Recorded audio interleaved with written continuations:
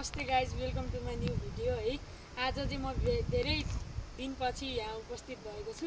अनि आज मेरो भिडियोको टपिक चाहिँ के छ भन्दाखेरि, यहाँ चाहिँ अहिले नेपालमा धेरैजना क्रिकेट प्रेमीहरू हुनुहुन्छ।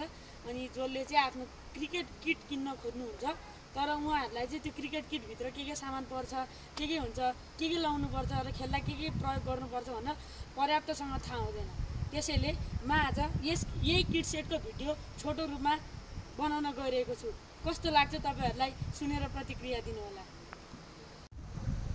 ल गाइस, अब चाहिँ म हाम्रो किट सेट भित्र कुन सामान पर्छ र त्यसको चाहिँ के प्रयोग हो भनेर भन्न गइरहेको छु। यो चाहिँ हाम्रो किट सेट हो, जुन चाहिँ व्हीलमा हुन्न, जुन चाहिँ हामीले बोकेर हिँड्नुपर्छ। अनि यसमा चाहिँ हामीले धेरै किसिमका सामानहरू देख्न सक्छौं हैन। अनि यसमध्ये पनि हाम्रो चाहिँ मुख्य सामानहरू भन्दा पनि सबै कुरा चाहिँ इम्पोर्टेन्टै हुन्छ। सबै कुरा लाएर खेले हामीलाई पहिलो कुरा त हाम्रो सेफ्टी हुन्छ, अर्को कुरा अनि पछि सेफ्टी हुन्छ, अर्को कुरा आफ्नो खेल पनि यसले इम्प्रुभ गराउन सक्छ। अनि यसको कारण चाहिँ हाम्रो राम्रोसँग हात बस्ने भएको कारण हामीले चाहिँ राम्रो तरिकाले खेल्न सक्छौँ। यदि हामीले पनि कुनै एकाडेमी अनि पछि कुनै डिस्ट्रिक्ट लेभलको म्याचहरू खेल्नु पर्यो भने चाहिँ किट सेट चाहिँ अनिवार्य लाउनै पर्ने हुन्छ है। पहिला चाहिँ हामीले ट्रायल दिनुपर्ने हुन्छ, त्योभन्दा अगाडि चाहिँ हामीले यो किट सेट देखाउनै पर्ने हुन्छ। किट सेट पनि राम्रो कन्डिसनमा हुनुपर्ने हुन्छ। अब चाहिँ म यसको सबै सामानहरू देखाउन गइरहेको छु है त।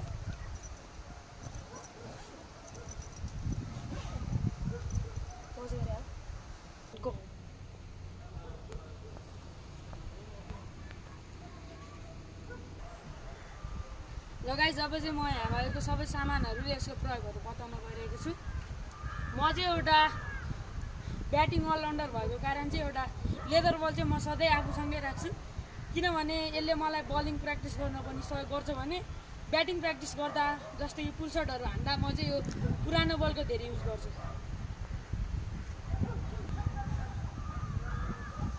ल है गाइस, किट सेटको चाहिँ सबभन्दा पहिला हाम्रो कुनै पनि इक्विपमेन्ट हुन गएको छ भने त्यो चाहिँ हुन्छ हाम्रो थाई गार्ड हैन। थाई गार्ड, यसलाई थाई ब्याट पनि भनिन्छ। यसको चाहिँ मुख्य काम के हो भन्दा हाम्रो जुन यिनीहरू थाईहरू हुन्छ यसलाई चाहिँ प्रोटेक्ट गर्ने हो। यसलाई चाहिँ जति हार्ड बलले लागे पनि त्यति असर नपर्ने भएकै कारण यो चाहिँ सबै खेलाडीहरूले प्रयोग गर्ने गर्दछ। र अब हाम्रो अर्को आइटम भनेको चाहिँ प्याड हुन जान्छ हैन। यो चाहिँ एउटा पेयर प्याड हुन्छ। अब बिगिनर्सहरूले चाहिँ वान पेयर प्याड मात्र बोक्ने गर्छन् भने अब अरू भन्नाले प्रोफेसनली डिस्ट्रिक्ट लेभल अरू लेभलहरूमा खेल्ने खेलाडीहरू प्लेयरहरूले चाहिँ डबल बोक्ने गर्छन्। किनभने यदि उनीहरूको एउटा सामान कुनै एउटा पेयर बिग्रिहाल्यो भने उनीहरूले तुरन्तै अर्को झिकेर प्रयोग गर्न सक्छन्। यसको मुख्य काम भनेको चाहिँ हाम्रो लेगहरूलाई बलले लागेर इन्जरी हुनुबाट बचाउनु हो। यसका लागि चाहिँ हामीले यसको प्रयोग गर्नुपर्छ। यो चाहिँ सबै खेलाडीहरूले प्रयोग गर्ने गर्दछन्। यो चाहिँ प्रयोग गर्नुपर्ने कुरा हो। यसले चाहिँ हाम्रो खुट्टालाई बचाउन चाहिँ एकदम महत्त्वपूर्ण भूमिका खेल्छ हैन। अनि यो चाहिँ क्रिकमान्डुकै हो, यो राम्रो छ है प्याड पनि। अनि यो चाहिँ हामीले डबल पनि बोक्न सक्छौँ। पहिला हामीले यदि हामी अहिले चाहिँ बिगिनर्सै छौँ भने चाहिँ वान पेयरै बोकेको राम्रो। किनभने पहिल्यै धेरै खर्च गरे पनि त्यो चाँडै बिग्रियो भने आफूलाई दुःख लाग्न सक्छ। तर आफूले मेहनत गरेर सिके अनि पछि राम्रोसँग हामीले डिस्ट्रिक्ट लेभल कुनै अथवा कुनै ठुलो लेभलमा खेल्न सक्यो भने चाहिँ डबल पेयर प्याड बोक्नुपर्छ। ल गाइस, अब हाम्रो अर्को आइटमको कुरा गर्नुपर्दा चाहिँ यो चाहिँ हाम्रो हेलमेट हुन्छ है। अनि यो हेलमेट पनि हाम्रो लागि एकदमै महत्त्वपूर्ण एउटा पार्ट हो, क्रिकेट गियर्स मध्येमा पर्छ हैन। अनि यसले चाहिँ हाम्रो मेनली चाहिँ टाउकोको सेफ्टीको लागि चाहिँ यो प्रयोग गरिन्छ। यो चाहिँ खासमा मेनली युज गर्ने भनेको चाहिँ पेस बलरहरू जसले चाहिँ स्पिडमा बल फाल्ने गर्छन् उनीहरूले चाहिँ उनीहरूको लागि उनीहरूको बलसँगै खेल्न चाहिँ हामीले यो हेलमेट प्रयोग गर्छौँ। स्पिनरहरूको लागि पनि प्रयोग गरिन्छ, तर धेरै जसो मान्छेहरूले चाहिँ स्पिनरहरूको लागि ह्याट क्यापहरू जस्ता अन्य यदि सिधै नर्मली टाउको मात्रै लिएर गए पनि खेल्न सक्छन्। तर धेरै जस्तो मानिसहरूले चाहिँ पेसरहरूको लागि युज गर्ने हो। यसले चाहिँ हाम्रो टाउकोलाई जोगाउन एकदम महत्त्वपूर्ण काम गर्छ भनौँ न। यसले चाहिँ हाम्रो जतिसुकै हार्ड बल भए पनि जब यसलाई लाग्छ हाम्रो टाउकोमा चाहिँ कहिले पनि इम्प्याक्ट र भाइब्रेट हुँदैन, जसका कारण हामी चाहिँ सेफली खेल्न सक्छौँ। हामीले अर्को आइटमको कुरा गर्नुपर्दा चाहिँ हाम्रो हुन्छ ब्याटिङ ग्लोभ्स है। अनि यो चाहिँ हाम्रो लागि दुई किसिमले प्रयोगजन्य छ भनौँ न।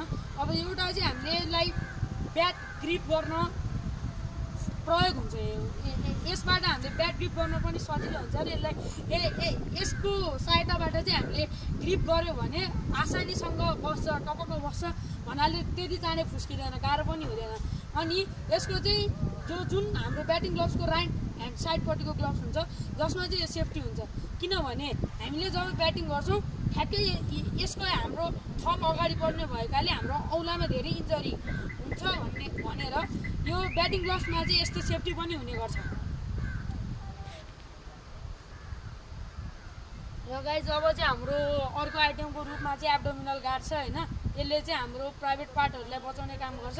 यसमा चाहिँ हाम्रो जति हार्डबल लागे पनि इम्प्याक्ट पर्ने छैन र यसले चाहिँ अझै महत्त्वपूर्ण भूमिका खेल्छ हाम्रो सेफ्टीबाट बचाउन। र अब अर्को चाहिँ मेनली ब्याटिङ गर्न रुचाउनेहरू जसले चाहिँ ब्याटिङ गर्छ उनीहरूले चाहिँ आफूसँग एउटा भन्दा पनि दुईवटा अथवा तिनवटा ब्याट चाहिँ बोक्ने गर्छ, किनभने उनीहरूले चाहिँ आफ्नो ब्याटलाई चाहिँ क्याटेगोरी अनुसार छुट्याएका हुन्छन्। जस्तै कि एउटा कुनै ब्याट छ भने उसले चाहिँ प्र्याक्टिसमा युज गर्छ, अनि अर्को ब्याट चाहिँ उसले म्याच खेल्दा अथवा खुल्ला नेटमा खेल्दा चाहिँ प्र्याक्टिस गर्छ। मसँग पनि यसरी नै दुईवटा ब्याट छ होइन। अनि यो मेरो दुईटै ब्याटहरू चाहिँ कश्मीरी विलो ब्याट हो। इङ्ग्लिस विलो ब्याट चाहिँ यस्तो खेलाडीहरूले युज गर्छन् जसले चाहिँ प्रोफेसनली क्रिकेट सिकिसकेका हुन्छन्। अब बिगेनर्सहरू जस्तै म पनि बिगेनर्सै हो एक टाइपको, अनि हामीले चाहिँ युज गर्दा चाहिँ कश्मीरी विलो नै युज गर्छौँ, किनभने यो धेरै टिक्छ अनि यसको पर्फर्मेन्स त्यति नराम्रो पनि हुँदैन। इङ्ग्लिस विलोको तुलनामा चाहिँ यसको पर्फर्मेन्स कमै हुन्छ, तर इङ्ग्लिस विलो हामीले खेल्दा चाँडै भाँचिने भएका कारण हामी चाहिँ पहिला बिगेनर्सहरूले कश्मीरी विलो नै प्रिफर गर्छौँ होइन। अब इङ्ग्लिस विलोको चाहिँ ब्याट केयर गर्न पनि गाह्रो हुन्छ। अब कश्मीरी विलो चाहिँ त्यसैले बिगिनर्सहरूले रुचाउँछन्, किनभने यो हुन त हेभी नै हुन्छ होइन।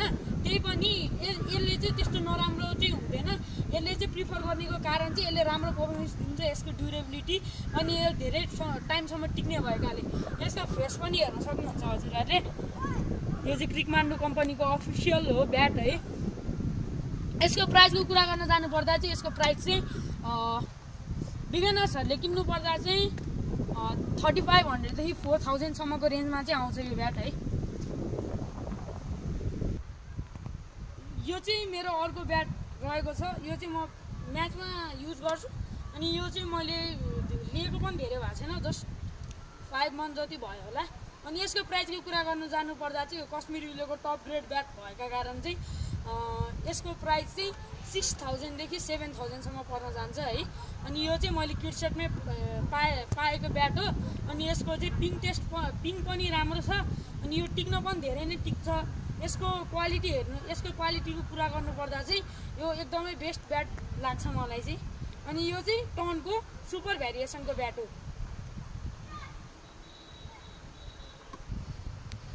ल अब हाम्रो लास्ट आइटमको कुरा गर्न जाँदा चाहिँ यो किट ब्याग पर्छ होइन।